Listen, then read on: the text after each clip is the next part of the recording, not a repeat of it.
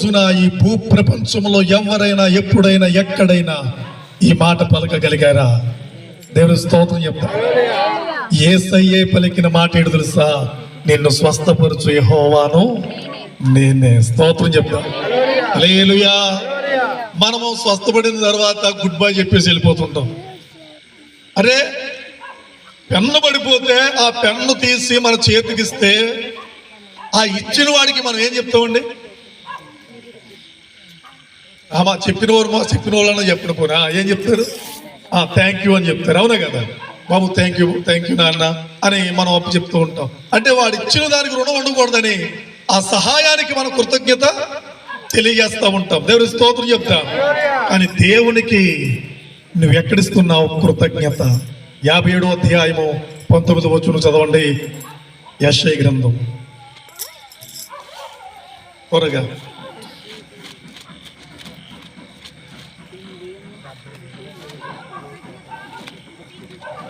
దేవునికి స్తోత్రం చెప్దాం గట్టిగా. ఏ బుద్ధి అమ్మా? కృతజ్ఞత బుద్ధి. ఈరోజు నా బుద్ధి లేదు కొంతమందికి.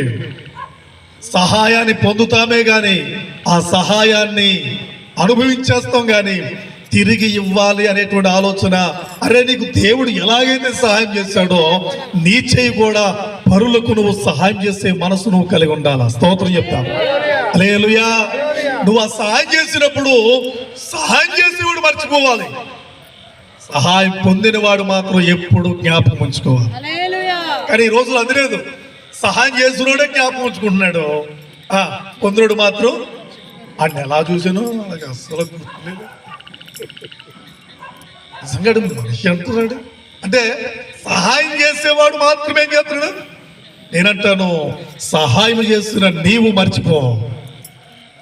సహాయం పొందిన వాడు మాత్రం ఖచ్చితంగా జ్ఞాపకం ఉంచుకోవాలి. స్తోత్రం చెప్తాం గట్ట. నువ్వు చెబితే జ్ఞాపకం ఉంచుకోవడం కాదు, నువ్వు జ్ఞాపకం చేస్తే జ్ఞాపకం వచ్చి రావడం కాదు, కానీ ఎల్లప్పుడూ కృతజ్ఞులై ఉందుము గాక. స్తోత్రం చెప్తాం గట్టిగా. స్వస్థపరచవా దేవా, నన్ను బాగు చేయవా ప్రభువా. పాడదాం, పాడండి.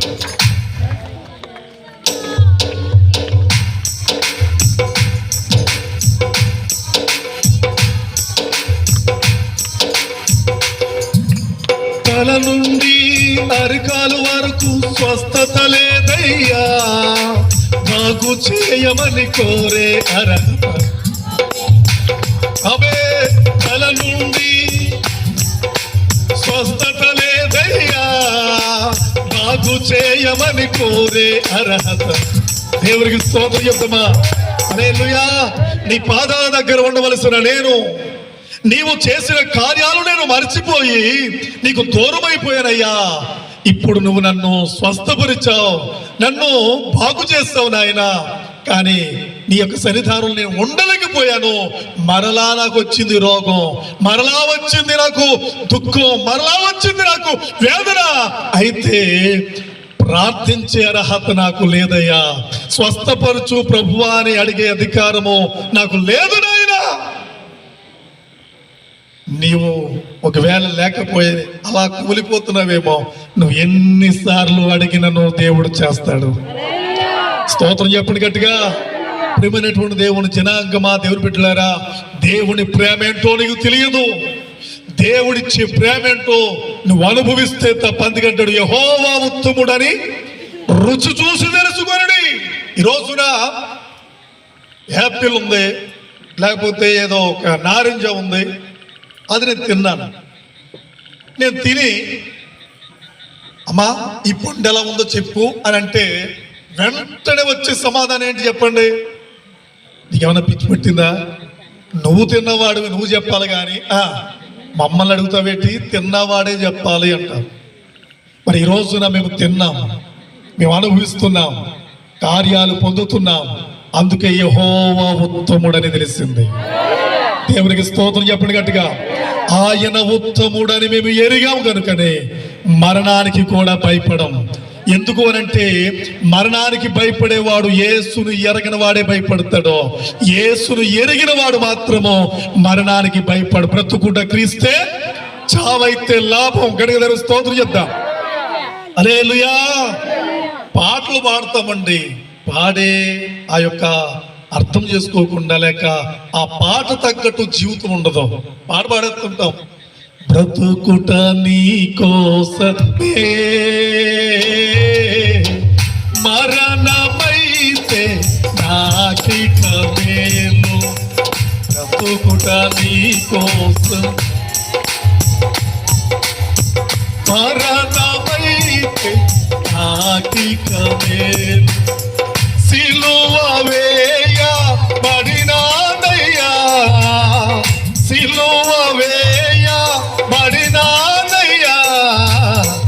నీవే నాలో జీవించుమయ్యా, నీవే నాలో జీవించుమయ్యా, యేసయ్యా యేసయ్యా యేసయ్యా నా యేసయ్యా యేసయ్యా.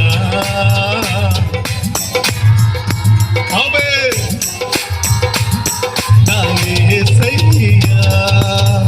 దేవుని స్తోత్రం. ఈ పాటలో పాడాం కదా, ఈ లోపల గట్టిగా కానీ ప్రార్థన చేసిన, గట్టిగా కానీ వాక్యం ఏం చేస్తారట, మనుషులకు నువ్వు భయపడుతున్నావేమో. దేవుని స్తోత్రం గట్టిగా. మనుషులకు నువ్వు భయపడవలసిన పని నీకు లేదు, నువ్వు దేవునికి మాత్రమే. అందుకంటాడు, ఆత్మను చంపక నీ దేహాన్ని చంపే మనుషులకు భయపడకయ్యా, ఆత్మను చంపక.